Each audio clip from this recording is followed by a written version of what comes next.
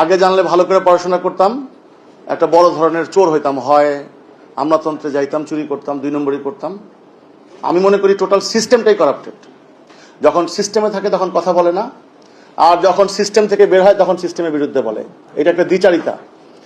বাংলাদেশের যারা আমলাতন্ত্রে আছে তারা বেস্ট স্টুডেন্ট বলে আমরা মনে করি। তাদের কেন ক্ষোভ আমাদের দেশের প্রতি? কেন তাদের বিদ্বেষ আমাদের দেশের সাধারণ মানুষের প্রতি? কেন তারা চেয়ারে থাকলে বোঝে না, চেয়ার থেকে বের হলে বোঝে? এটা আমার বড় কোশ্চেন। বিচার বিভাগ থেকে কথা বলা যাবে না, কোনো কিছু নিয়ে কথা বলা যাবে না।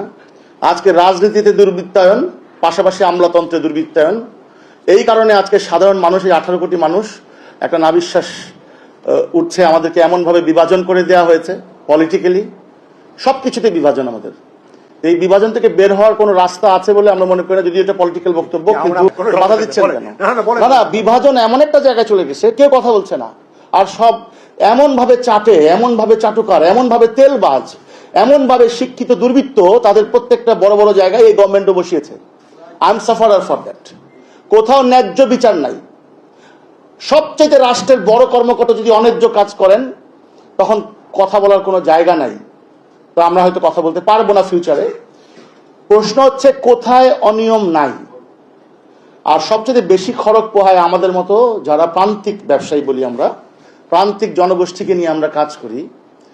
আপনি দেখ মানে কিভাবে মানে আনহেলদি কম্পিটিশন করে দেশটাকে একটা জিম্মি করে ফেলছে। আর দুর্বৃত্তায়ন তো আছে যারা টাকা চুরি করে দেশ থেকে চলে গেছে।